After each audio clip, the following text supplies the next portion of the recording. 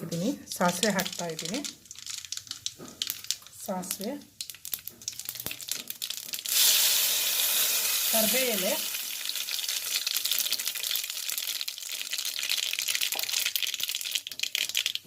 ಒಂದು 5 ಹಸಿಮೆಣಸಿನ್ಕಾಯಿ ಮತ್ತು ಬೇಳೆ ತೊಗೊಂಡಿದ್ದೀನಿ. ಉದ್ದಿನ ಬೇಳೆನೂ ಹಸಿಮೆಣಸಿನ್ಕಾಯಿ,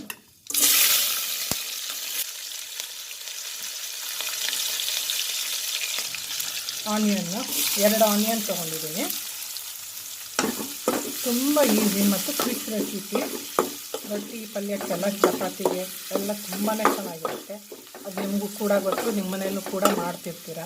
ಇದೇ ನಾನು ಹೇಳೋ ಅವಶ್ಯಕತೆ ಏನಿಲ್ಲ. ಸ್ವಲ್ಪ ಫ್ರೈ ಮಾಡ್ಕೊಳ್ಳೋಣ. ಓಕೆ, ಈಗ 1 ಟೊಮ್ಯಾಟೊ ಆ್ಯಡ್ ಮಾಡ್ತಾಯಿದ್ದೀನಿ. ಇದು ಸ್ವಲ್ಪ ಫ್ರೈ ಮಾಡ್ಕೊಳ್ಳೋಣ, ಸ್ವಲ್ಪ ಮೆತ್ತಗಾಗಲಿ. ಓಕೆ, ಟರ್ಮರಿಕ್ ಅರಿಶಿನ ಆ್ಯಡ್ ಮಾಡೋಣ, 1 ಕಾಲು ಸ್ಪೂನು. ಹಾಗೆ ಉಪ್ಪು, ಸಾಲ್ಟ್ ಆ್ಯಡ್ ಮಾಡ್ತಾಯಿದ್ದೀನಿ. ಅಕಾರ್ಡಿಂಗ್ ಟು ಯುವರ್ ಟೇಸ್ಟ್ ನೋಡಿಕೊಂಡು ಆ್ಯಡ್ ಮಾಡಿ. ಓಕೆ, ಫ್ರೈ ಮಾಡೋಣ.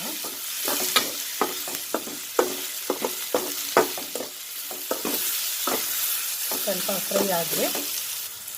ಆಲೂಗಡ್ಡೆ ಹಾಕ್ತಾಯಿದ್ದೀನಿ. 2 ಆಲೂಗಡ್ಡೆ ಸಣ್ಣದು ಆ್ಯಡ್ ಮಾಡಿದ್ದೀನಿ. ಇದು ಸ್ವಲ್ಪ ಮೆತ್ತಗಾಗಲಿ. ಇದು ಕೂಡ ಫ್ರೈ ಮಾಡಿ ಸ್ವಲ್ಪ ಮೆತ್ತಗಾಗಬೇಕು. ಒಂದು 3-4 ನಿಮಿಷ ಬೇಯಬೇಕು ಆಲೂಗಡ್ಡೆ. ಇಲ್ಲಿ ಮುಚ್ಚುತ್ತಾ ಇದ್ದೀನಿ. ಓಕೆ, ಈಗ ಬೀಟ್ರೂಟ್ ಆ್ಯಡ್ ಮಾಡಿದ್ದೀನಿ. ಆಲೂ ಬೀಟ್ರೂಟ್ ಭಾಜಿ.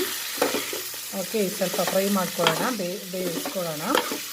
ಈ ರೆಸಿಪಿ ಹೇಗೆ ಅನ್ನಿಸ್ತು ಅಂತ ದಯವಿಟ್ಟು ಕಮೆಂಟ್ ಬಾಕ್ಸಲ್ಲಿ ತಿಳಿಸಿ. ಕ್ವಿಕ್ ಆ್ಯಂಡ್ ಈಸಿ ರೆಸಿಪಿ, ತುಂಬಾ ಟೇಸ್ಟಾಗುತ್ತೆ. ಮನೇಲಿ ಮಾಡಿ ಹೇಗಾಯಿತು, ಹೇಗೆ ಅನ್ನಿಸ್ತು ಅಂತ ಕಮೆಂಟ್ ಬಾಕ್ಸಲ್ಲಿ ತಿಳಿಸಿ. ಹಾಗೆ ನೀವು ಹೇಗೆ ಮಾಡ್ತೀರಾ ಅಂತಲೂ ಕೂಡ ತಿಳಿಸ್ರಿ.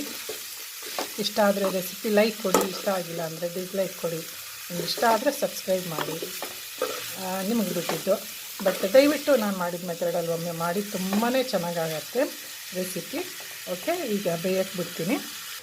ಈಗ ಸಣ್ಣ ಉರಿಯಲ್ಲಿ ಬೇಯಕ್ಕೆ ಬಿಟ್ಟಿದ್ದೀನಿ. ಒಂದು 5 ನಿಮಿಷ ನಂತರ ಪಲ್ಯ ರೆಡಿ ಆಗುತ್ತೆ. ಭಾಜಿ, ಬೀಟ್ರೂಟ್ ಆಲೂ ಭಾಜಿ ರೆಡಿ ಆಗುತ್ತೆ. ಓಕೆ ಗೈಸ್, ಬೀಟ್ರೂಟ್ ಭಾಜಿ ರೆಡಿಯಾಗಿದೆ.